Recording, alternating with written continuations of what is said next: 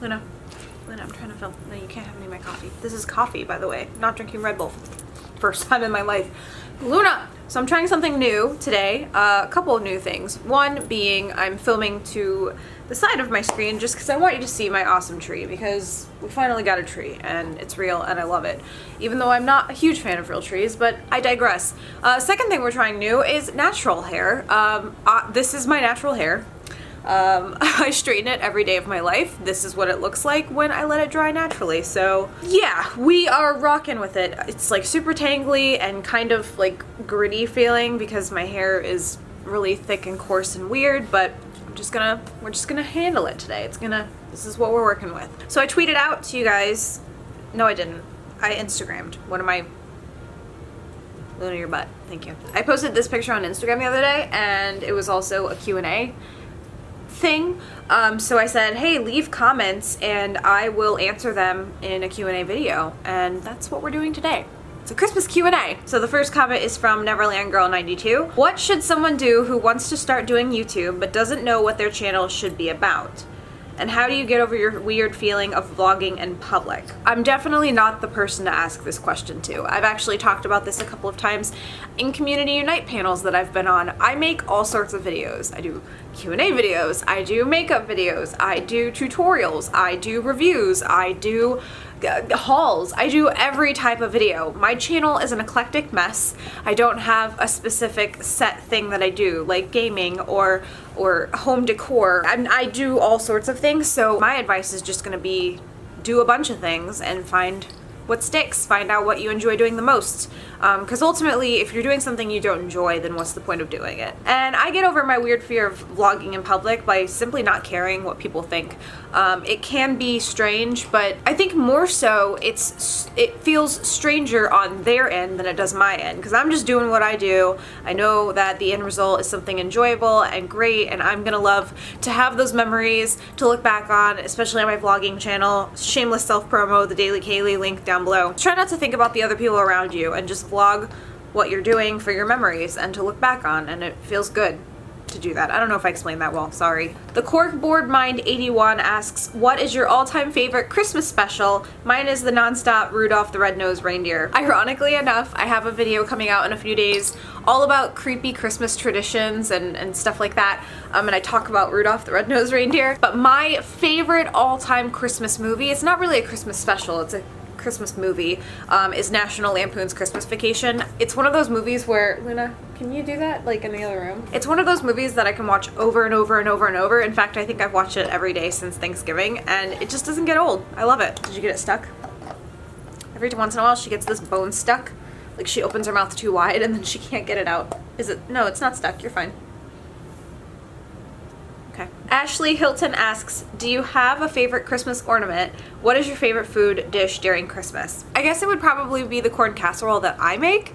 I only make it really for Thanksgiving and Christmas, but it's so good. In fact, I'll leave the recipe down below. I have given the recipe to so many people, including my grandparents, close friends, other family members, and people that I know. Every single person has said that it's like by far the most delicious corn dish that they've ever had in their lives. Not to brag or anything. It's not even my recipe. I got the recipe from offline, but like I highly recommend it, so I'll leave the recipe down below. It's seriously amazing. And as far as it goes for favorite ornament, I don't know. I really like all of my ornaments, like a lot. But I guess if I have to pick one specifically, I'll go with the ornament that Luna! I turn around and you're like in the camera.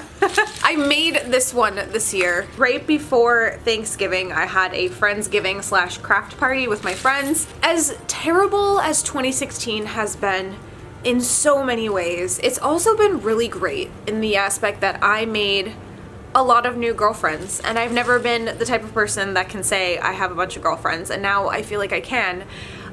So this ornament accurately represents the feelings that I have of gaining a ton of new girlfriends this year. This is the ornament. It's really loud, so if you can hear that, but it's just, I filled a blank ornament with a ton of bells, and then on it in gold I wrote Merry AF, which if you don't know, AF is as f. So there's that. It accurately represents how I feel towards my new friendships and all that jazz, so yeah. Runner46 asks, what was the best part of your YouTube career? So, first of all, what is that? No, I'm just kidding. As cliche as this is going to sound, I think just all of the friends that I've made. A lot of my, a lot of my friends that I have now in my adult years, I would say like 95% of them are from YouTube. So if I hadn't gotten into this, I don't know who would be my friend. That sounds so sad. Who would be my friend? Lion Bait asks, favorite Christmas movie? Still National Lampoon's Christmas Vacation. Favorite family tradition for Christmas? I don't really have one. As silly as that sounds, I don't really have a family tradition. Growing up, my dad never, Luna, why do I have to keep pushing you back during this video? I just want to film. Growing up, we never knew if my dad would have to work Christmas Eve or Christmas Day, so we never, we would alternate like which day we opened presents or had dinner each year. But we never had like a set tradition. Cowrich Farms asks, who's your favorite reindeer? I would say it's a really close tie between Prancer and Comet. Prancer because I just love his attitude, and Comet because I love outer space.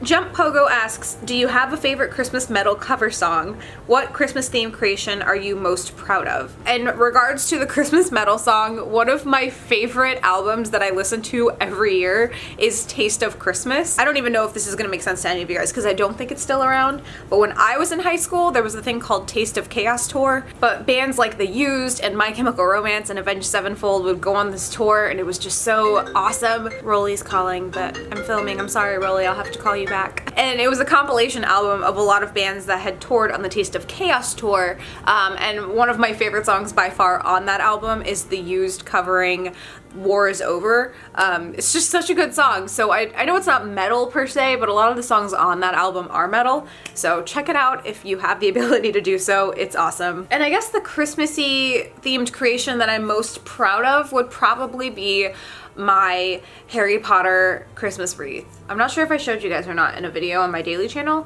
but if not, I'll insert a clip right here and you can see what it looks like.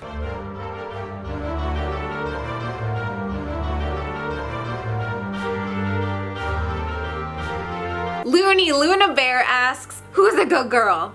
You are, Luna. You're a good girl.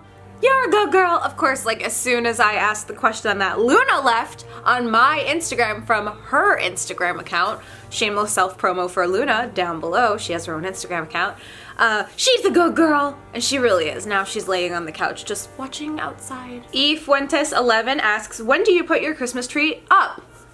We put it up December 1st, although I do have a, what I like to call entryway tree. It's a pencil tree that I put up before Thanksgiving, but we put up our real Christmas tree on December 1st. When do you take your Christmas tree down? Typically, we leave it up through January 1st, and then some point after January 1st, we get rid of it, so. Hardest person to buy for, it's by far my dad, because every year I usually get him like a Starbucks gift card or something dog related. I feel like I should probably switch up the gift giving for him, but also like I don't know what he wants, so he's like the hardest person to buy for. Lacey Gibson 86 asks, what is your favorite Christmas song? Do you make any treats only at Christmas?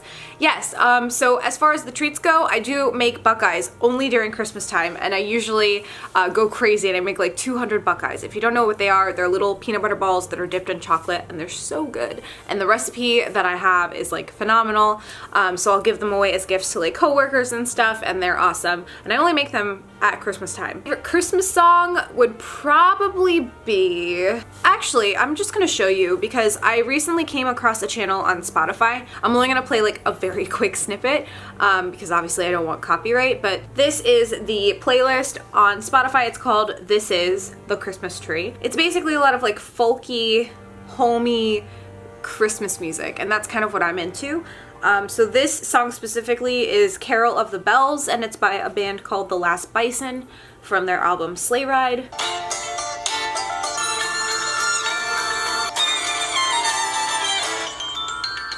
It just sounds very rustic and like woodsy, and I like that, and that's the type of music that's definitely my favorite type of music, so. More you know about me. Key Tanobi, I hope I said that right. What kind of music are you listening to? If you could choose to live with one fictional character, who would it be?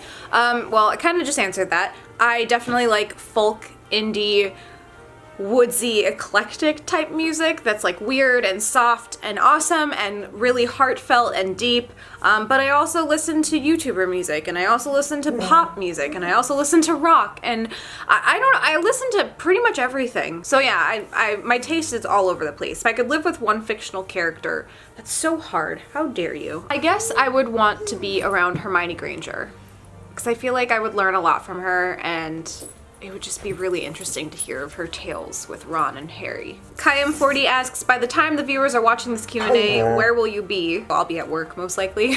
Brandy Lamb, I need a hobby. As you know, I can't craft. Teach me to YouTube, and what would my hypothetical channel be about? So Brandy is actually one of my IRL really good friends. Brandy, you are so hilarious, and I feel like you should totally do a YouTube channel of you trying to craft. First of all, I feel like you could craft, because it's not like you have to be really like good at crafting to do it. Like, anyone can do it. But I think you should make a channel where you try to do crafts and you see if they pass or fail. And then if you don't do that, you should totally do like a story time channel where you just talk about things that you hear in the salon, like Salon Life channel. Jesse Woe says, I know you say you're not religious, but do you believe in a higher power, Christian based or not?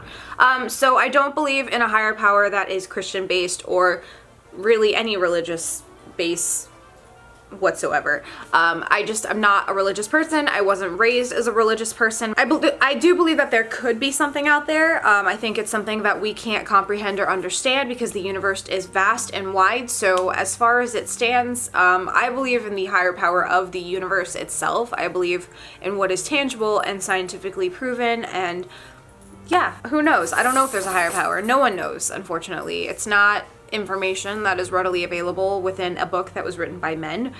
So I just choose to keep an open mind, and that's that. Little Lauren Grace, if you could spend Christmas anywhere in the world, where would you spend it? Oh, well, Luna would spend it in front of the camera. I guess if I could spend Christmas anywhere in the world, maybe London? I feel like Christmas in London would be so pretty. And there's so many like movies and TV shows that have done such justice for like Christmas in London. So I feel like that would be like the ideal place to spend Christmas in. And Amber Golightly, what is the most expensive or sentimental thing that Luna Bear has destroyed? Let's see, expensive. Well, she's destroyed quite a few of my shoes when she was a puppy. She really got into some of my nice shoes. The most expensive thing that I can think of off the top of my head was my almost $300 duvet cover set that I had from Pottery Barn that I want to buy again, but it's $300. She completely chewed through that. Which sucks because it was like my favorite bedspread on the planet. It was like Buffalo Check from Pottery Barn, and it's ruined and gone forever. Sentimental wise, she hasn't destroyed anything that I was like super like distraught over, except for my pride. Stop biting me on camera. But other than that, she's done okay with not completely terrorizing everything in my home, except for she's literally off camera right now trying to bite me. Anyway, guys, those were all the questions that you left in the Q&A. Thank you so much for participating. The next time I have a Q&A, I will most likely announce it via whatever, Instagram again, just because it's easier. If this is the first video that you're seeing of mine, hi, I'm Kayleigh. You should subscribe by hitting that red button right down below, and we can become best friends forever. Links to my Twitter, Facebook, and Instagram are down below. I will see you guys in a few days with another video. Luna, you just got hair in my coffee.